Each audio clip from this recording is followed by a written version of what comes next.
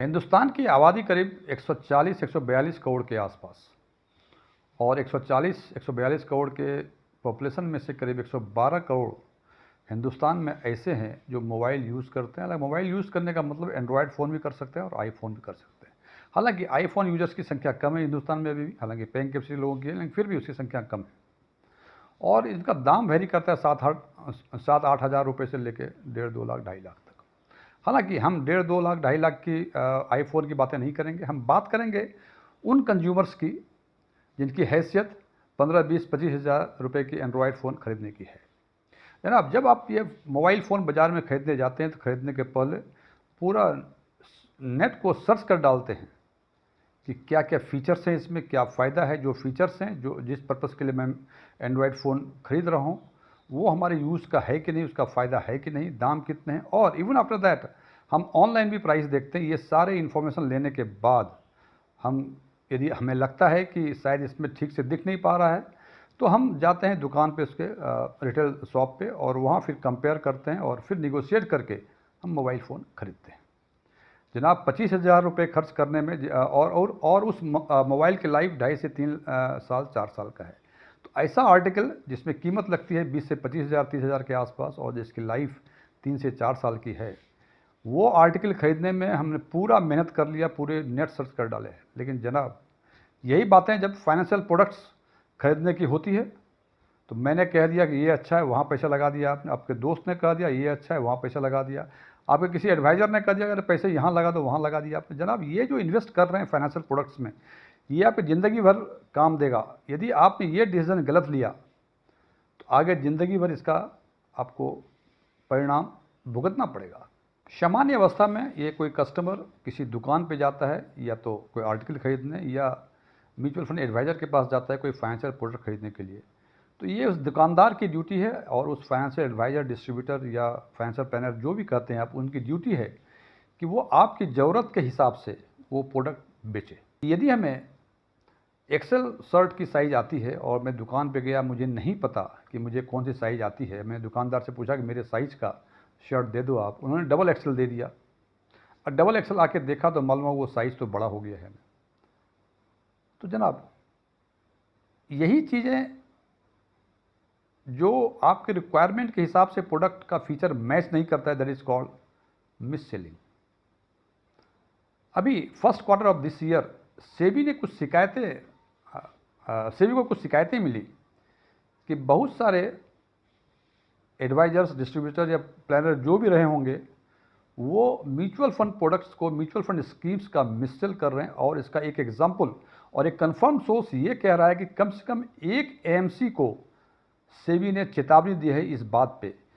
Basically एक super senior citizen जिसकी उम्र 80 साल से अधिक थी, उस सिटीजन को, उस क्लाइंट्स को, उनके एडवाइज़र या प्लानर जो भी रहे होंगे, उन्होंने स्मॉल कैप सेगमेंट का म्यूचुअल फंड सेल कर दिया। अब जनाब, आप बताएं, 80 साल उम्र, स्मॉल कैप सेगमेंट, जैसा आप जानते हैं कि स्मॉल कैप सेगमेंट में रिटर्न काफ़ी अच्छा है लेकिन उसमें रिस्क भी काफ़ी अधिक है। तो क्या आपको ये लगता है कि 80 साल के सुपर सीनियर सिटीजन को आप स्मॉल कैप का म्यूचुअल फंड सेल कर दें? अपनी मीडिया में जो खबरें हैं, उस खबर के अनुसार सेबी ने बहुत सारे एएमसीज को इस बाबत नोटिस दी है कि उनके डिस्ट्रीब्यूटर या एडवाइज़र जो भी हैं म्यूचुअल फंड्स को सेल कर रहे हैं। आखिर समस्या ये है कि आखिर कोई दुकानदार, कोई एडवाइज़र, कोई एजेंट किसी प्रोडक्ट का मिस सेल क्यों करता है? आज हम चर्चा करेंगे इसी बात की कि म्यूचुअल फंड में मिस सेलिंग होने का आखिर कारण क्या है। S1 टेक्सपिन में आपका एक बार फिर स्वागत है। यदि इस वीडियो से आपको कोई वैल्यू एडिशन होता है, इसको लाइक करें, अपने फ्रेंड्स के बीच शेयर करें, कमेंट भी करें ताकि हमें ये पता लग सके कि whatever I want to communicate to our viewers, क्या हम कम्युनिकेट कर पा रहे हैं। और यदि आप इस चैनल पर पहली बार विजिट किए हुए हैं तो आप इसको सब्सक्राइब भी करें और बगल में बेल बटन के साथ ऑल को क्लिक करें ताकि हमारे नए वीडियो की सारी नोटिफिकेशन आपको मिलती रहे। मेरा नाम डीएम झा है।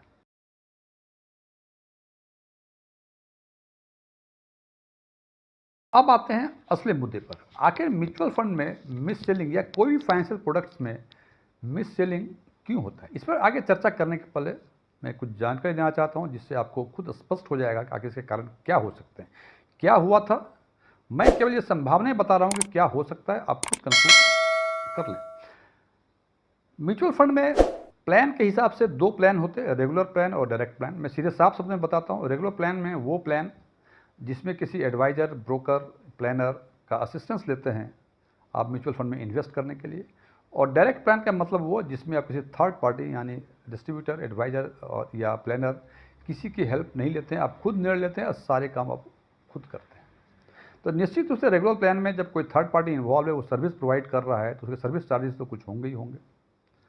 इसीलिए म्यूचुअल फंड में रेगुलर प्लान और डायरेक्ट प्लान का एक्सपेंसेस रेशियो अलग अलग होते हैं, और ऑब्वियसली रेगुलर प्लान के एक्सपेंसेस रेशियो अधिक होते हैं in comparison to direct plan. हम एक एवरेज टोटल एक्सपेंसेस रेशियो देखा है हमने, तो हम देखते हैं कि मिड कैप सेगमेंट में, जो आपको स्क्रीन पर दिख पा रहा होगा, मिड कैप सेगमेंट में average total expenses ratio regular plan में 1.88 है, डायरेक्ट में 0.75 है। लार्ज एंड मिड कैप में रेगुलर प्लान में 1.90% है, जबकि डायरेक्ट में ये 0.74% है। लार्ज कैप में ये 2.07% है और डायरेक्ट प्लान में 0.90% है।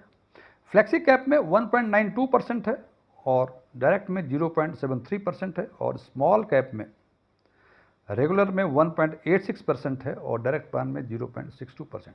हमने केवल इन 5 सेगमेंट्स का इसलिए आपको बताया है कि मुख्य रूप से यही 5 सेगमेंट हैं, और नॉर्मली हम इन्वेस्ट करते हैं इन्हीं 5 सेगमेंट में से में ही। हालांकि ये आपके फाइनेंशियल विजडम पर डिपेंड करता है कि इसके अलावा भी आप सेक्टरल फंड में या एलएसएस में या कंट्रा फंड्स वगैरह या मल्टी कैप में आप इन्वेस्ट कर सकते हैं। ये जस्ट एग्जांपल के से बताया आपको एक्सप्लेन करने के लिए कि आखिर मिससेलिंग का कारण क्या हो सकता है।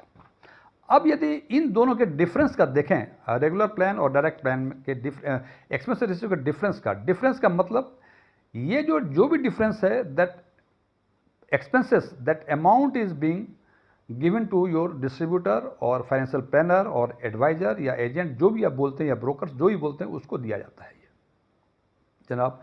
अब ये डिफरेंस की बातें करें, अच्छा ये सारी बातें एवरेज हैं, हो सकता है कि पर्टिकुलर सेगमेंट में किसी का रेगुलर या डायरेक्ट इससे कम भी हो सकता है, अधिक भी हो सकता है। मैं फिर रिपीट कर रहा हूँ, ये एवरेज टोटल एक्सपेंसेस रेशियो है और डिफरेंस जो है ये भी एवरेज है। इसमें देखते हैं कि मिड कैप में डिफरेंस 1.13% का है, लार्ज एंड मिड कैप में it is 1.16%, large and mid cap में इट इज़ 1.16%, लार्ज कैप में 1.17%, फ्लेक्सी कैप में 1.19% और स्मॉल कैप में 1.24%। इसका मतलब यदि आप डायरेक्ट लेते हैं तो इतने परसेंटेज आप एक्सपेंसेस बचा सकते हैं, मतलब आपका इतना गेन होगा।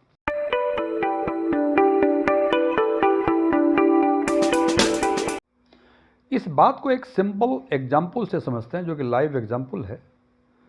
और मैंने एक फंड रैंडमली शॉर्टलिस्ट किया, PGIM का फ्लेक्सी कैप फंड। इस पर आगे चर्चा करने के पहले बता दूं कि मैं किसी फंड का प्रमोशन नहीं करता हूं, न ही मैं म्यूचुअल फंड एडवाइज़र हूं, न ही मेरे पास कोई MFI का रजिस्ट्रेशन नंबर है, न ही मैं कोई डिस्ट्रीब्यूटर, मैं कुछ नहीं हूं। मैं फैक्ट्स के बेसिस पर एनालिसिस किया करता हूं और लोगों तक पहुंचाने की कोशिश करता हूं ताकि वो इसका लाभ उठा सकें।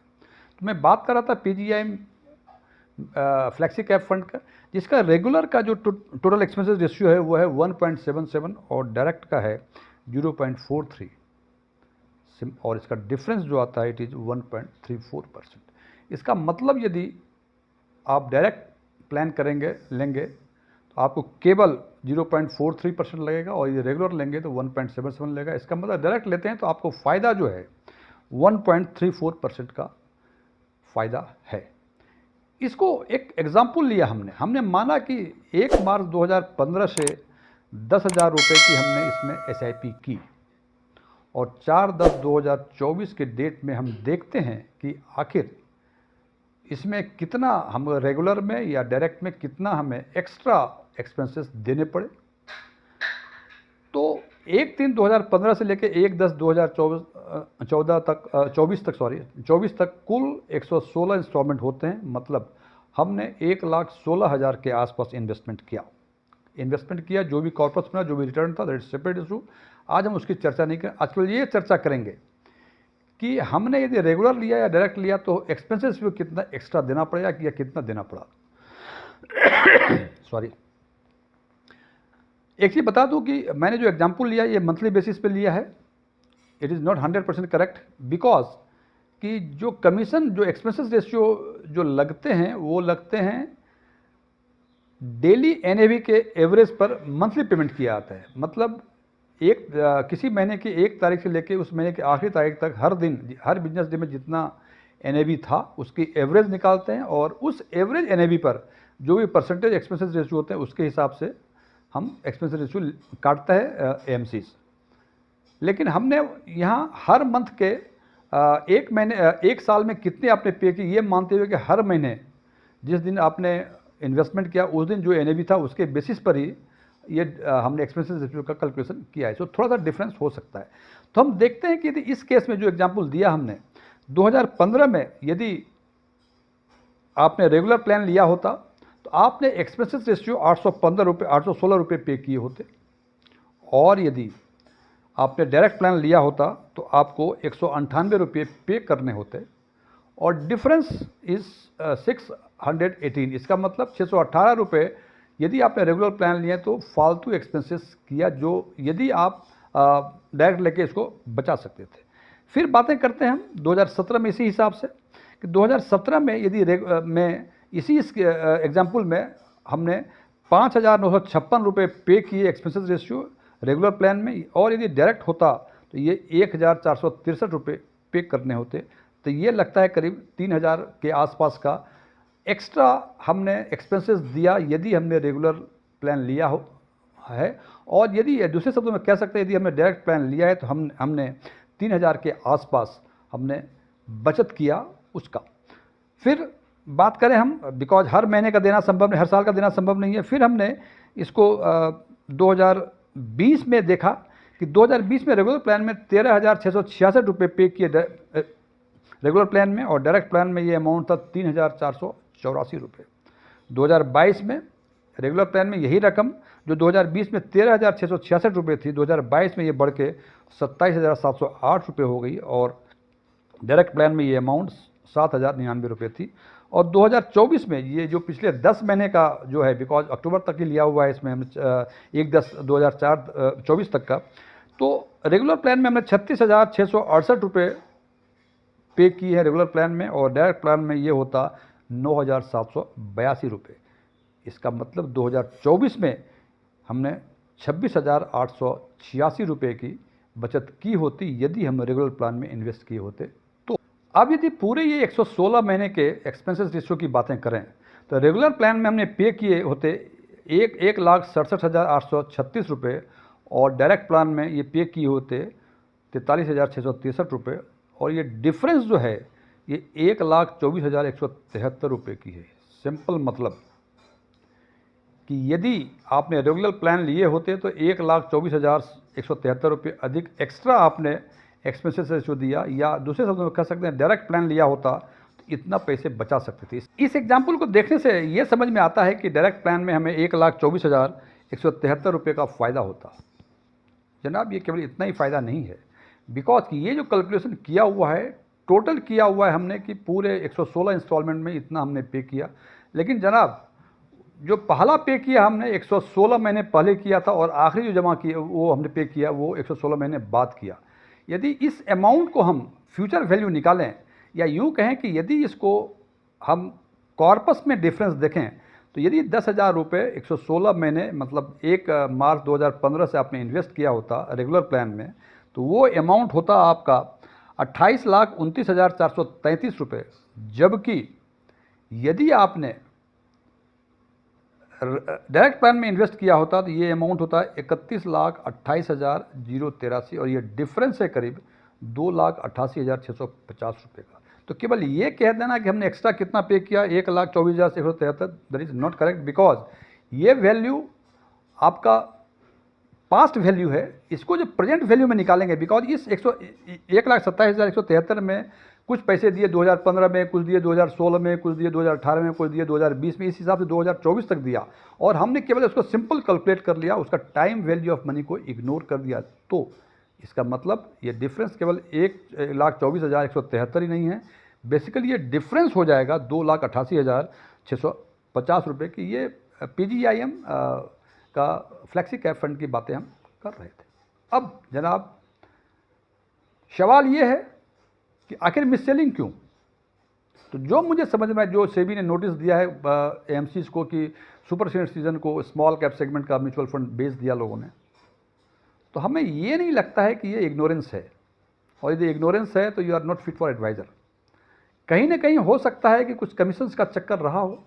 तो मैं कंक्लूड करने के पहले ये बताना चाहता हूँ कि आप एडवाइज़र की हेल्प ले सकते हैं या नहीं ले सकते हैं, ये आप पर डिपेंड करता है। लेकिन एडवाइज़र का हेल्प लेने के पहले ये ज़रूर देखें कि क्या जितना हम एक्स्ट्रा एक्सपेंसेस उनके एवज में हम पे कर रहे हैं AMCs को, क्या उसके हिसाब से वो सर्विस प्रोवाइड करते हैं। यदि वो सर्विस प्रोवाइड कर रहे हैं तो आप बिल्कुल एडवाइज़र की सलाह लीजिए और रेगुलर प्लान लीजिए। और यदि लगता है कि उनका काम केवल फॉर्म भरना और AMC के ऑफिस तक पहुंचाना है, केवल यही काम है और सारे काम आप खुद करते हैं, तो मेरे विचार से आपको डायरेक्ट प्लान ही लेना चाहिए। हालांकि जैसे बार बार कहता हूँ, आप अपने फाइनेंशियल विजडम के हिसाब से अपना निर्णय खुद लें, ये मेरे विचार थे। Thank you.